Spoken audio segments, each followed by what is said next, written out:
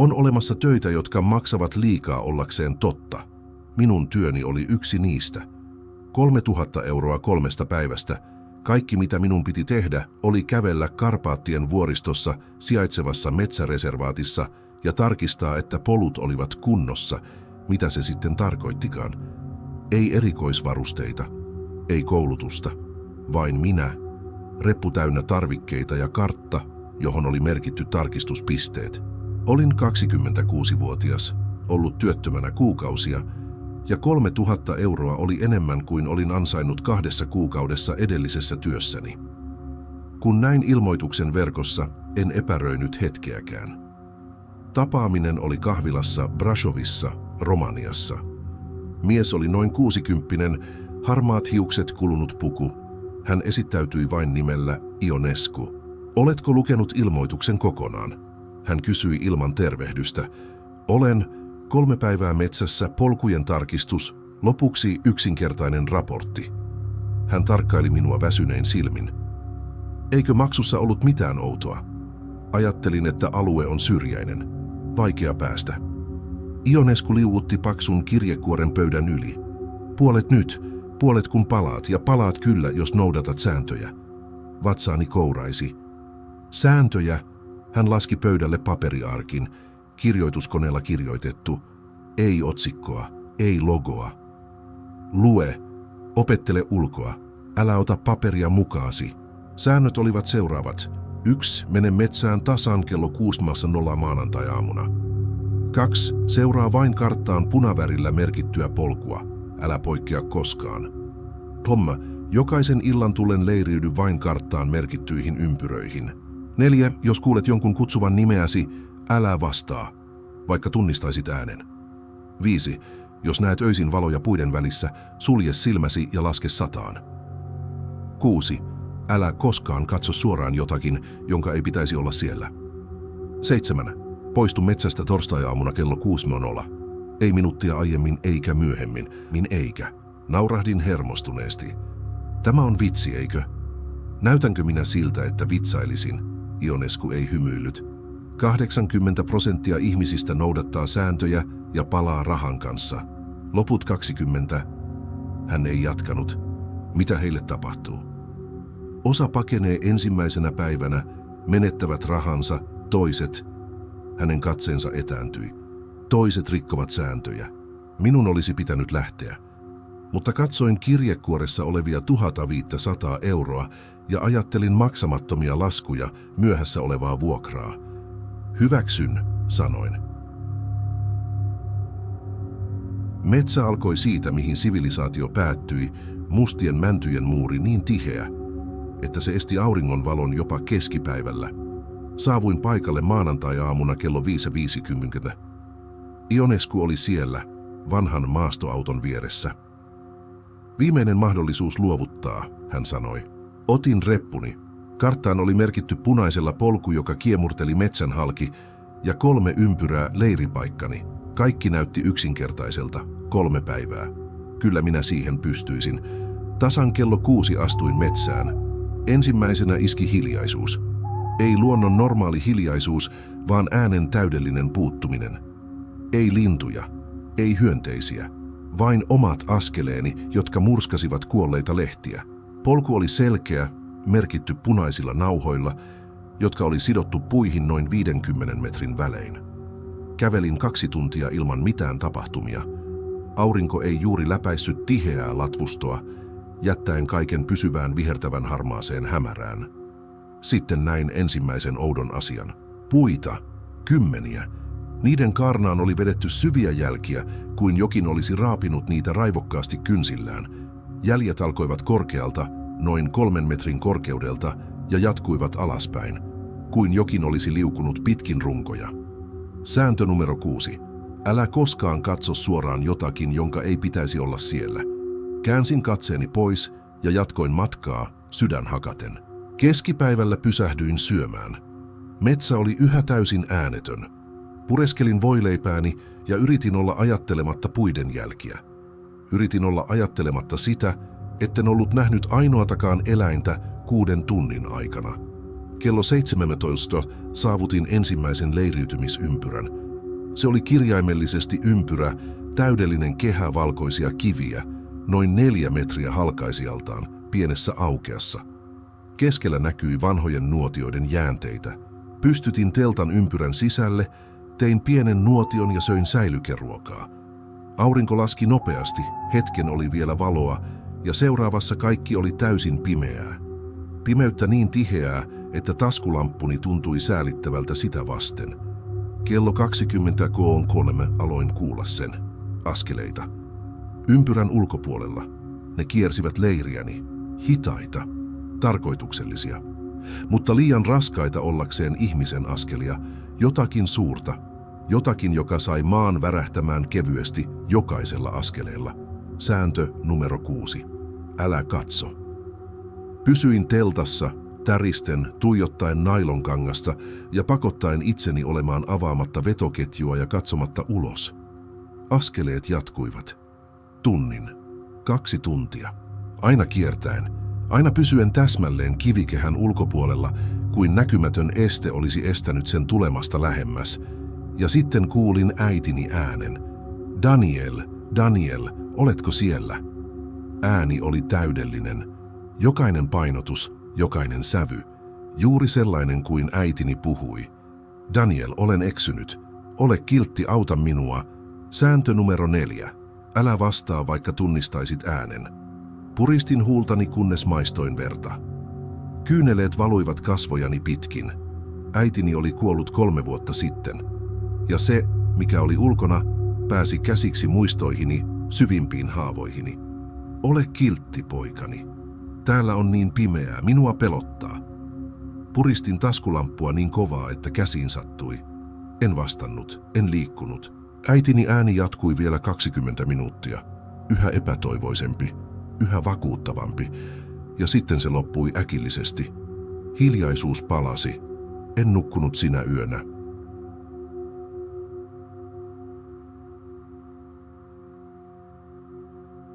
Toinen päivä alkoi paksussa sumussa. Kehoni oli kireydestä kipeä. Söin viljapatukoita vapisevin käsin ja palasin polulle kello 7. Metsä oli muuttunut. Puut tuntuivat olevan lähempänä, vääntyneempiä. Ja siellä oli jälkiä maassa. Jalanjälkiä, valtavia. 3 varvasta, jotka päättyivät kynsiin. Ne kulkivat polun suuntaisesti. Sääntö numero 2. Älä koskaan poikkea polulta. Jatkoin kävelyä, katse tiukasti edessä olevissa punaisissa nauhoissa. Keskipäivällä kuulin nimeni. Daniel. Se tuli jostain oikealtani, syvältä tiheästä metsästä. Daniel, tiedän, että kuulet minut. Se oli minun oma ääneni. Kuulin itseni kutsuvan minua metsän sisältä. En katsonut. En pysähtynyt. Jatkoin matkaa, kiihdytin askeliani. Sinun ei olisi pitänyt tulla tänne, Daniel. Nyt on jo liian myöhäistä. Ääneni, tai mikä tahansa sitä käyttikään, alkoi nauraa. Nauru alkoi normaalina, mutta vääristyi nopeasti, nousi korkeammaksi, epäinhimillisemmäksi, kunnes muuttui hirvittäväksi kirkaisuksi, joka kaikui koko metsässä. Juoksin polkua pitkin, reppu hakaten selkää vasten, hengitys polttaen keuhkoissa, kunnes nauru lopulta lakkasi. Kun pysähdyin vetämään henkeä, tajusin jotakin kauhistuttavaa. Punaiset nauhat olivat kadonneet. Katselin ympärilleni paniikissa. Polku oli yhä selkeä, paljas maa puiden välissä, mutta nauhoja ei ollut enää missään. Vedän kartan esiin. Punainen viiva oli yhä siinä, mutta mistä voisin tietää kulkevani oikeaa polkua ilman merkintöjä? Silloin näin sen. Edessä, noin 100 metrin päässä, oli punainen nauha, mutta jokin oli pielessä. Se oli liian korkealla puussa, ainakin 10 metrin korkeudessa, ja sitä ei ollut sidottu. Se oli kiinnitetty, ikään kuin jokin olisi asettanut sen sinne. Katsoin alas. Edessäni polku jakautui 2. Yksi vasemmalle, yksi oikealle. Molemmat näyttivät täysin samanlaisilta. Tarkistin kompassin. Neula pyöri villisti, vailla mitään suuntaa. Paniikki nousi kurkkuuni. Jos valitsisin väärin, rikkoisin säännön numero 2. Suljin silmäni. Hengitin syvään. Yritin ajatella loogisesti. Polku tuli kaakosta. Aurinko oli Missä aurinko oli? Katsoin ylös. En nähnyt taivasta sulkeutuneen latvuston läpi. Valitsin vasemman. En tiedä miksi. Vaisto, onni, epätoivo. Kävelin 2 tuntia puhtaassa tuskassa, tietämättä olinko oikealla polulla. Ja sitten näin sen toisen valkoisista kivistä muodostetun ympyrän. Olin vähällä itkeä helpotuksesta, mutta kun lähestyin, huomasin jotakin. Ympyrän sisällä oli asioita. Luita. Ei eläinten luita. Ne olivat liian suuria ja muoto oli väärä. Sääntö numero 6. Älä koskaan katso suoraan. Käänsin katseeni pois ja pystytin teltan ympyrän reunalle niin kauas luista kuin mahdollista. Yö laskeutui. Tällä kertaa valot alkoivat ennen puolta yötä, pieniä sinivihreitä valopisteitä puiden välissä, 10. Ne liikkuivat hitaasti, keinuen runkojen välissä, lähestyen ympyrää. Sääntö numero 5. Jos näet valoja, sulje silmäsi ja laske 100. Puristin silmäni kiinni ja aloin laskea. 1, 2, 3. Tunsin valot silmät kiinni. Lämpöä ihoa vasten. Läheisyyttä. 23, 24, 25. Jokin kuiskasi korvaani. Niin läheltä, että tunsin kylmän hengityksen niskassani. Avaa silmäsi. 61, 62, 63. Kädet, jos ne olivat käsiä, koskettivat kasvojani. Kylmiä sormia. Paljon sormia, enemmän kuin pitäisi olla. Ne seurasivat kasvonpiirteitäni. 80, 81, 82. Ole kiltti, avaa silmäsi. Haluamme, että näet meidät. Kyyneleet valuivat kasvojani pitkin. Jokainen lihas kehossani oli jännittynyt, mutta pidin silmäni kiinni. 98, 99, 100. Avasin silmäni. Valot olivat poissa, mutta teltan ympärillä maahan oli piirretty symboleja. Monimutkaisia kuvioita, jotka särkivät silmiä, kun yritin tarkentaa niihin. Ja keskellä, huolellisesti asetelluista oksista muodostettuna, luki: 3. päivä on erilainen.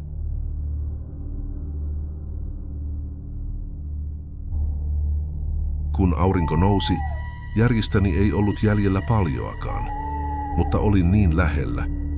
1 päivä. Vain 1 päivä vielä. 3. päivän polku oli erilainen. Puut, niillä oli kasvot. Ei veistettyjä, vaan luonnollisesti muodostuneita oksankohdista ja kaarnasta, paitsi että silmät seurasivat minua. Sääntö numero 6. Älä katso suoraan, kävelin katse tiukasti maassa. Kello 14 metsä alkoi kuiskata, ei tuulta.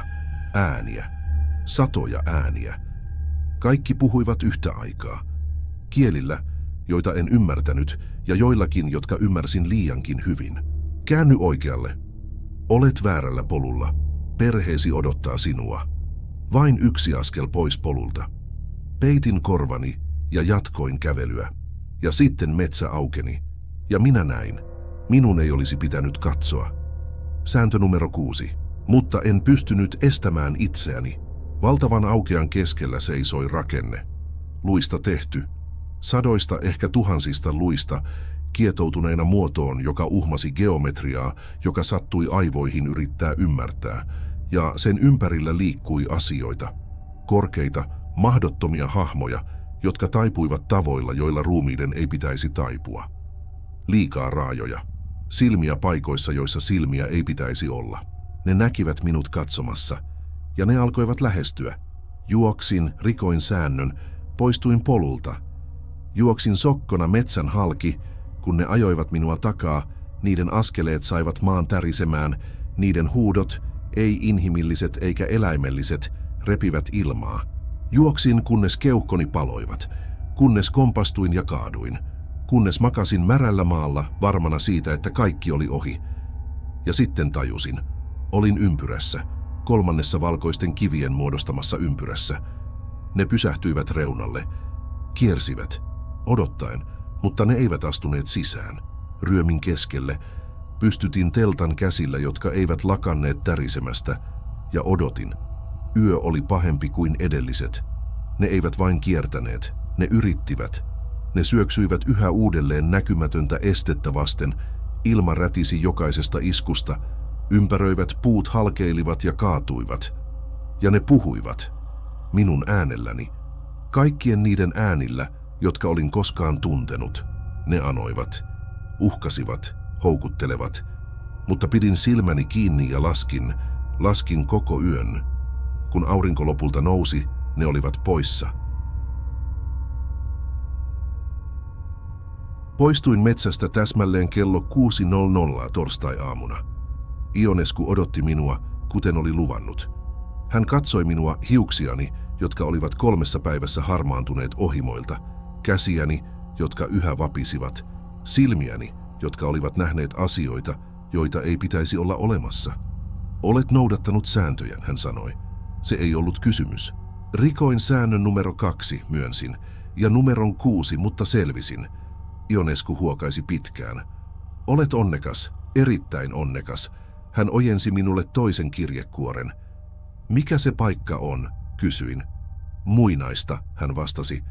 Vanhempaa kuin me, vanhempaa kuin kaupunkimme, kuin sivilisaatiomme. Jotakin, joka oli täällä ennen ja jäi. Säännöt eivät ole meidän. Me vain yritämme pitää rauhan. Miksi sinne lähetetään ihmisiä?